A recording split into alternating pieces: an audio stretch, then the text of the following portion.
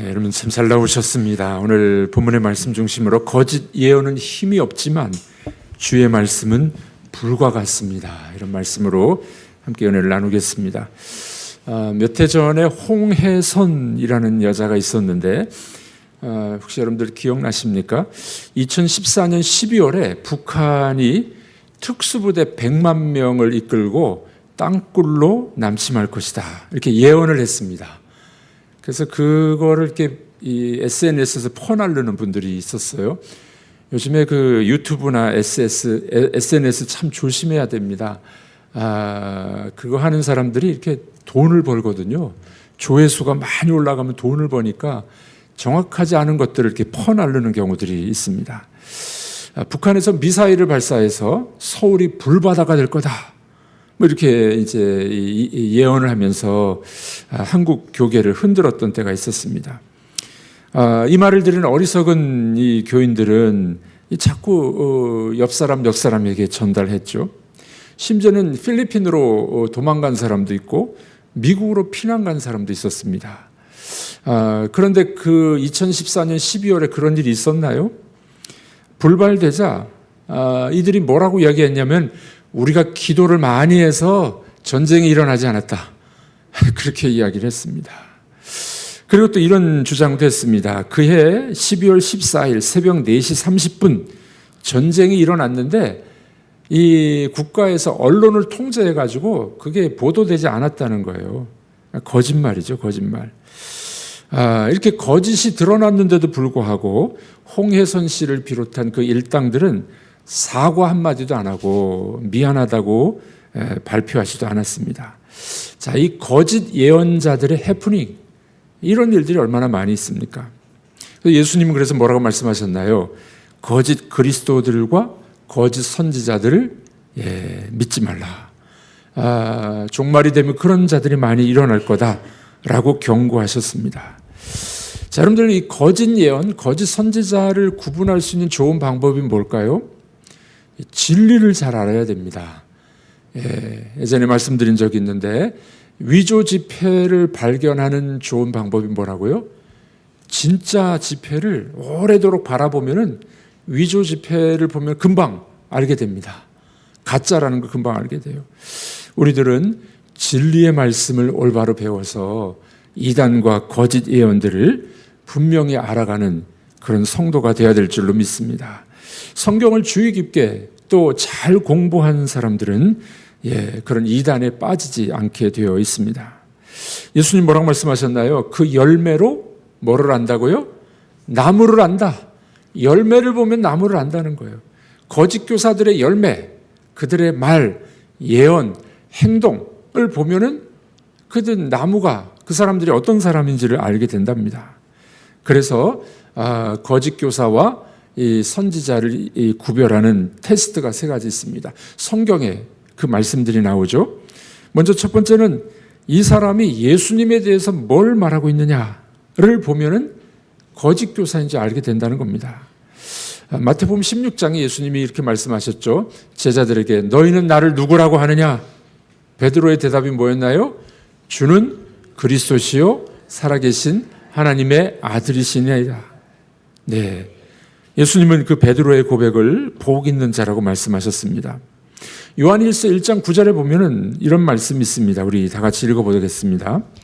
지나쳐 그리스도의 교훈 안에 거하지 아니하는 자는 다 하나님을 모시지 못하되 교훈 안에 거하는 그 사람은 아버지와 아들을 모시느니라. 네, 지나쳐서 그리스도의 교훈 안에 거하지 않는 자들, 이단이고 거짓 예언자라는 겁니다.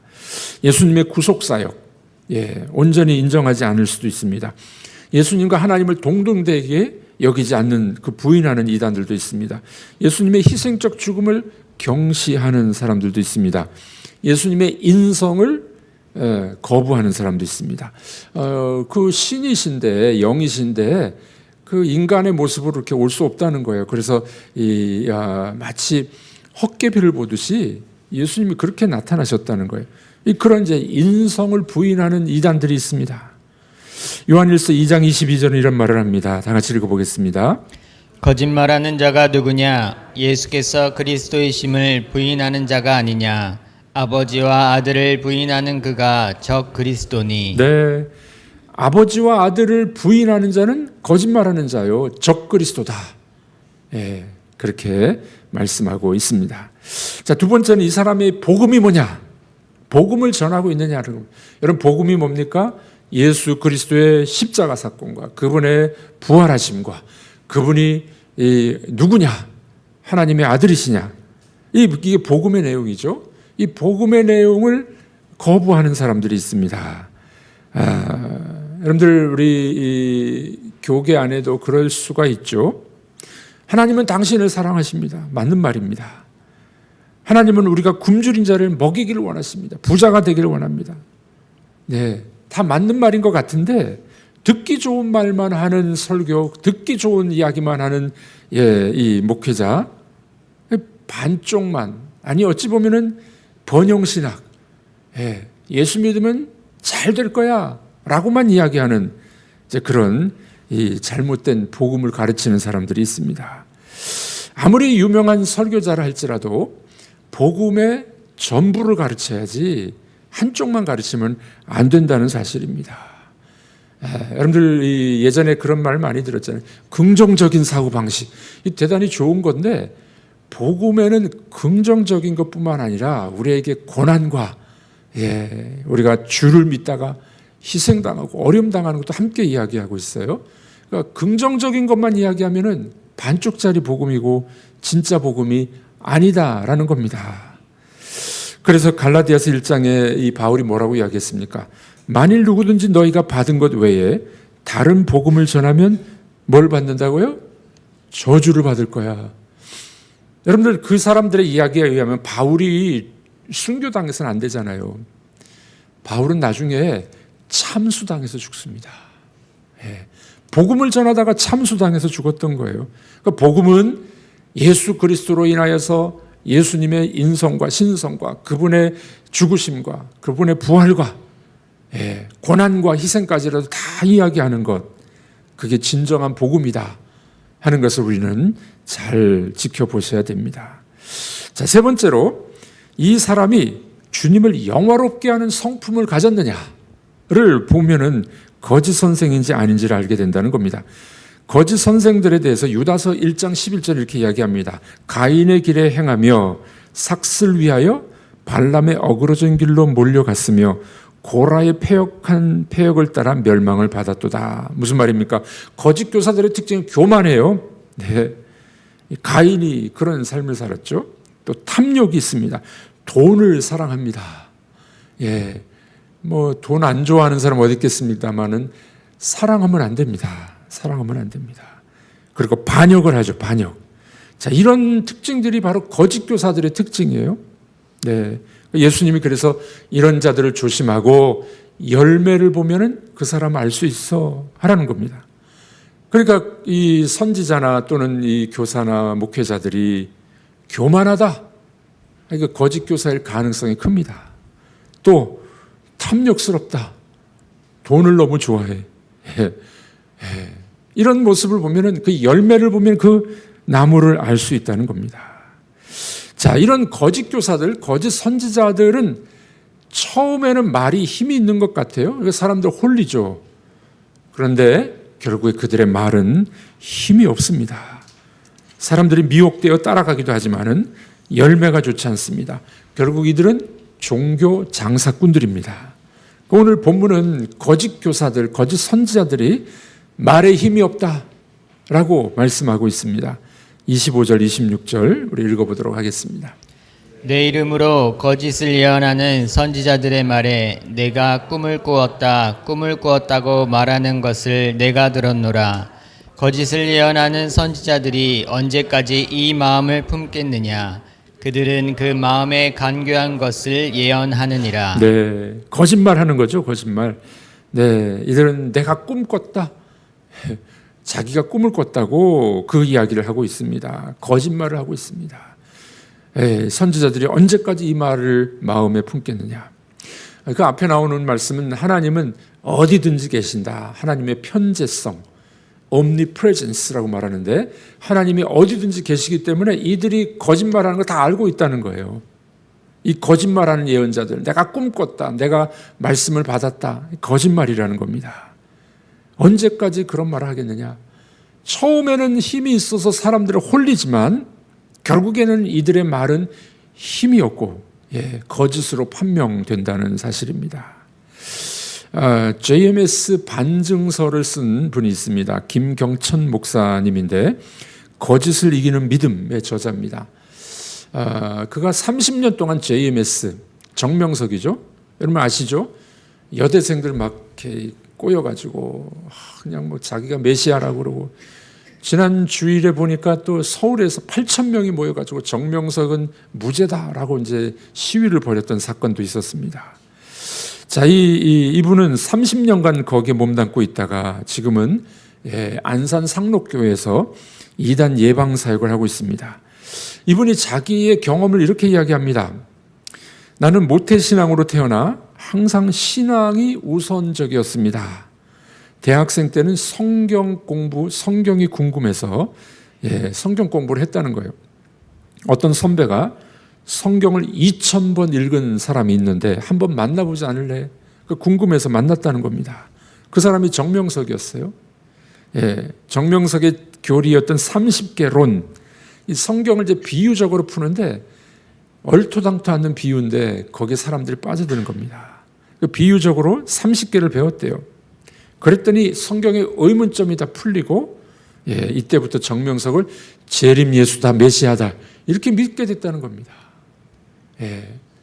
그들의 이 거짓말, 내가 꿈을 꿨다, 내가 말씀을 받았다, 거짓말로 풀어가는 것에 조심해야 된다고 그 저자는 이야기를 합니다.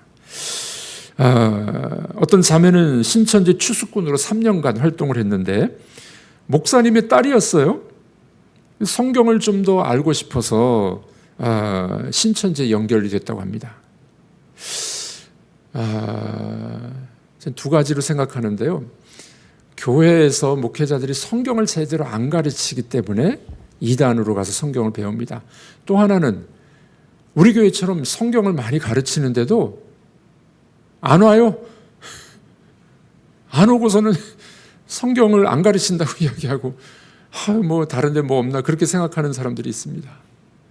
참 아이러니한 일이죠. 이 자매도 대학에 진학해서 성경에 대해서 보다 깊이 공부하고 싶었다고 합니다. 공교롭게도 그 시점에 신천지와 접촉이 됩니다. 복음방을 거쳐서 성경 신학원까지 교육을 마쳤습니다.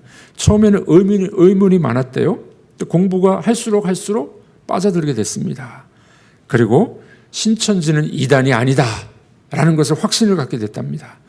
목회자인 아버지를 생각하면 눈물이 나왔지만 가족을 살리기 위하여 더 열심히 공부했다.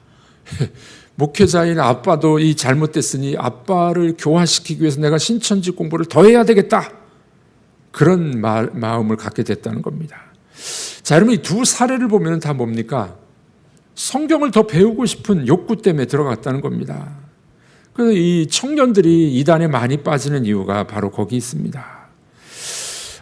그러나 그들의 이 교리와 교훈을 보면 거짓말이죠, 거짓말. 내가 꿈꿨다, 내가 메시아다, 다 거짓말이에요. 처음에는 그럴듯합니다. 처음에는 힘이 있는 것 같아요. 사람들이 몰려들죠. 하지만 시간이 가면 거짓으로 드러납니다. 힘이 사라지게 됩니다. 이것이 바로 거짓 선지자들의 특징입니다. 그러나 오늘 예레미야는 뭐라고 이야기합니까? 하나님의 말씀은 불과 같고 하나님의 말씀은 방망이와 같아. 어디 나옵니까? 29절 말씀 우리 읽어보도록 하겠습니다. 여호와의 말씀이니라 내 말이 불같지 아니하냐 바위를 쳐서 부서뜨리는 방망이 같지 아니하냐. 거짓 선지자들의 말은 처음에는 힘이 있는 것 같지만 나중에 거짓말로 드러나요. 그러나 하나님의 말씀은 일관적으로 그 말씀은 불과 같습니다. 아멘이십니까? 하나님의 말씀은 불과 같아요. 하나님의 말씀은 방망이와 같아서 바위를 쳐서 부서뜨리는 능력이 있습니다. 진리의 말씀을 우리가 받아들이게 될 때 진리의 말씀이 우리를 진리의 사람으로 만들어주게 됩니다. 우리를 정결하게 만들어 주실 것이고 우리의 죄악을 깨트리실 것이고 이 말씀 앞에 서는 사람은 변하게 됩니다. 여러분들에게 여쭤보겠습니다. 10년 전보다 많이 변하셨죠? 네. 예수님 믿을 때보다 지금이 더 예수님 많이 닮아가고 계시죠? 네. 진리의 말씀을 접한 사람은 변하게 돼 있어요. 불과 같이 우리 죄를 태우시고 방망이와 같이 우리의 나쁜 성격들을 깨트리시고 그래서 우리가 주님을 닮아가게 될 줄로 믿습니다. 저는 참 감사합니다. 거의 매일 말씀을 연구하고 묵상하고 설교 준비하고 설교하니까 만약 제가 목사가 안 됐더라면 이렇게 하겠습니까? 저도 게으른 사람 중에 하나인데 아마 제가 평신도로 살아갔더라면 이렇게 하지 못했을 겁니다. 말씀을 연구하고 묵상하다 보면 그 말씀의 은혜를 경험합니다. 여러분들이 설교 준비하려면 새벽 설교라도요 한 3시간 정도 준비해요. 예전에 물론 설교한 것 다시 손을 보지만 그렇지 않은 본문들을 한 3시간 정도 연구합니다. 말씀을 연구하고 묵상하고 생각하다 보면은 그 말씀의 은혜가 저에게 먼저 찾아옵니다. 그리고 설교하고 난 다음에 그 말씀을 안 지키면 제가 위선자잖아요. 다 지키지 못하지만 지키려고 노력을 합니다. 그러다 보면은 주님을 조금씩 그래도 닮아갑니다. 예. 제가 29살에 목사 안수를 받았는데 한 30년 이상 지나다 보니 그래도 그때 목사보다는 조금 나아진 것 같기도 하고 또 조금 주님을 닮아가는 듯한 생각도 듭니다. 얼마 전에 제 조카 결혼식에 갔습니다. 가족들 전체 사진을 앞에 다 나와 찍잖아요. 제가 공교롭게도 신랑 아버지 뒤에 이렇게 섰습니다. 신랑 아버지가 선교사님이거든요. 그래서 제가 인사를 했습니다. 아이고 지금도 태국에서 선교하시나요? 한마디 이렇게 이야기를 했어요. 그랬더니 그 선교사님이 신랑 아버지가 혹시 목사님이십니까? 말 한마디 했는데 예, 혹시 목사냐고 저를 물어보더라고요. 그래서 조금 감사했어요. 제가 물어보고 이야기했는데 혹시 뭐 연탄장수입니까? 뭐 이렇게 혹시 뭐 이렇게 목사 같지 않아 보였더라면 예. 그래도 말씀을 연구하고 하나님의 진리 앞에 서려고 노력하니 조금 주님을 닮아가는 것 같습니다. 여러분들 하나님의 말씀은 불과 같고 하나님의 말씀 방망이와 같아서 우리를 변화시키고 깨트리실 줄로 믿습니다. 우리가 주님 말씀 앞에 서서 우리의 나쁜 성품들, 우리의 모난 이야기들 다 깨트려 주시고 변화되셔서 우리 주님을 날마다 닮아가는 여러분들이 되기를 바랍니다. 거짓 선지자들은 처음에는 힘이 있는 것 같지만 거짓으로 판명되어 힘이 다 떨어집니다. 그러나 진리 앞에 선 우리들은 하나님의 말씀 앞에서 날마다 성장해가는 주를 닮아가는 여러분들이 다 되기를 주의 이름으로 축복합니다. 기도하겠습니다. 하나님 아버지, 오늘 말씀을 통하여서 거짓 선지자들을 주의하게 하시고 진리의 말씀 가운데 늘 서는 우리가 되게 하여 주옵소서. 하나님의 말씀은 불과 같고 하나님의 말씀은 방망이와 같아서 우리를 변화시키는 능력이 있는 줄로 믿습니다. 그 말씀 앞에 날마다 서게 하여 주셔서 우리가 주님으로 인하여 기뻐하고 주님을 닮아가는 오늘 하루가 되기를 원하오며 예수님의 이름으로 기도하옵나이다. 아멘.